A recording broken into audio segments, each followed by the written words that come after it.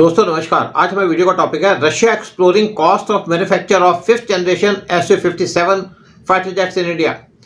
PM Modi की meeting हुई थी रशियन प्रेसिडेंट व्लादिमीर पुतिन के साथ चाइना के अंदर recently during SCO meeting. Sidelines पे एससीओ मीटिंग के प्रेसिडेंट पुतिन और पीएम मोदी ने एक स्पेशल डिस्कशन होल्ड की लगभग 50 मिनट के लिए एक कार में बैठ करके और डिस्कस किया particularly sale of Su-57 fighter jets India के अंदर। साथ में बहुत से इंपॉर्टेंट इशू डिस्कस किए गए, लेकिन हम यहाँ बात करेंगे Su-57 फाइटर जेट की जो उनकी डिस्कशन हुई थी।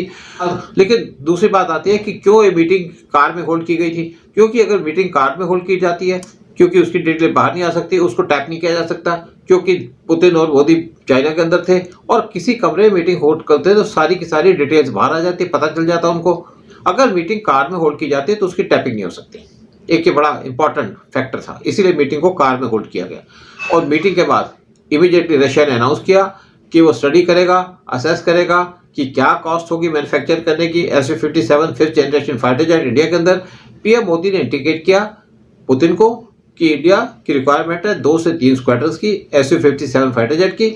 दोनों रशिया Su-57 और यूएस F-35 वो इस टाइम पे कंटेंट के अंदर है सेल करने के लिए इंडिया को 5th generation fighter jet. Russian agencies calculate कर रही हैं इन्वेस्टमेंट की जो जरूरत होगी और पोटेंशियल इंडस्ट्रियल इनपुट मैन्युफैक्चर करने के लिए Su-57 फाइटर जेट इंडिया के अंदर।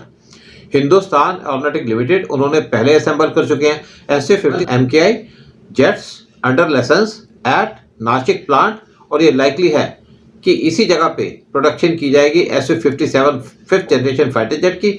अगर इंडिया एग्री करता है लोकल मैन्युफैक्चर करने के लिए 5th generation fighter jet India के अंदर, दूसरी इंडियन फैसिलिटीज जहां पे रशियन ओरिजिन इक्विपमेंट बनाए गए हैं उनको भी एनरोल किया जाएगा ताकि हेल्प करे रिड्यूस करने के लिए कॉस्ट मैन्युफैक्चर करने के लिए 5th generation fighter jet Su-57 India के अंदर। रशिया का स्टेट आर्म एक्सपोर्टर रोजनबोर एक्सपोर्ट वो तैयार है ट्रांसफर करने के लिए टेक्नोलॉजी मैन्युफैक्चर करने के लिए फाइटर जेट्स को इंडिया के अंदर।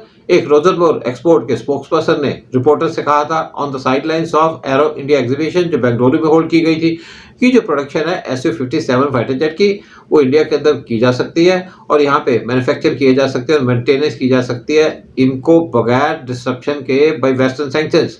अगर प्रोजेक्ट को क्लियर किया जाता है इंडिया के द्वारा तो इन जेट्स की प्रोडक्शन स्टार्ट होगी इमीडिएटली एज अर्ली एज इस साल के एंड तक।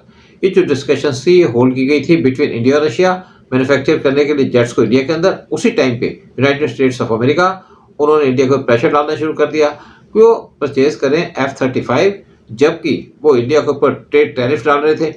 इंडिया ने साथ में यूएस से कहा कि वो उनको एयर डिफेंस सिस्टम दे इंक्लूडिंग S-400 और S-500, और रशिया ने रिपीटेडली इंडिया को अर्ज किया कि वो कंसिडर करे Su-57 फाइटर जेट भी।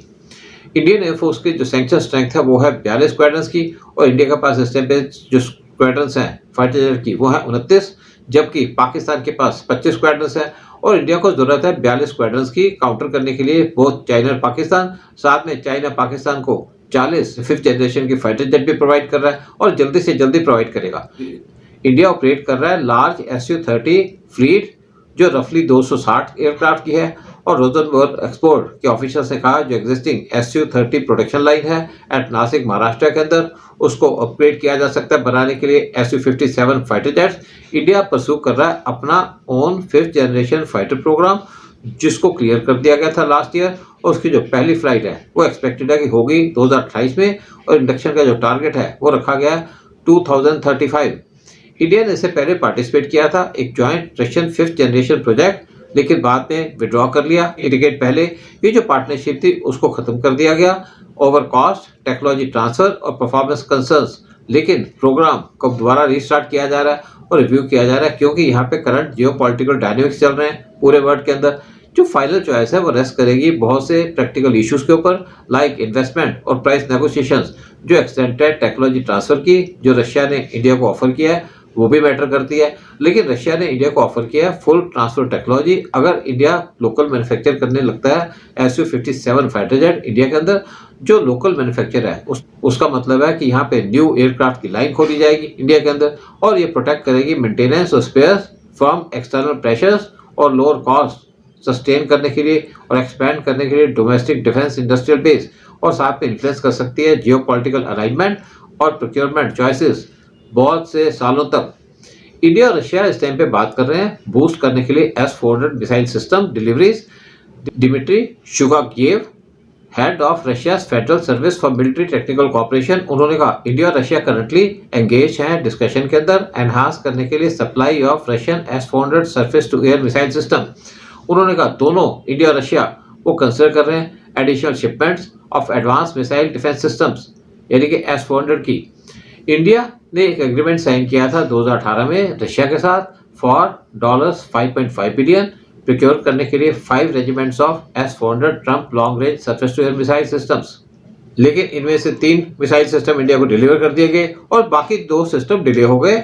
और डिले इसलिए हुए कि रशिया और यूक्रेन का वॉर चल रहा है। रशिया ने इंडिया को श्योर किया कि जो दोनों रिमेनिंग मिसाइल सिस्टम्स हैं वो इंडिया को प्रोवाइड कर दिए जाएंगे बाय एंड ऑफ 2026। साथ में इंडिया ने रशिया से कहा कि उसको 2 एडिशनल S-400 या S-500 मिसाइल सिस्टम भी चाहिए और 2 मिसाइल सिस्टम रशिया ने एग्री कर लिया है कि इंडिया को सप्लाई करेगा जल्दी से जल्दी। जय हिंद, जय भारत।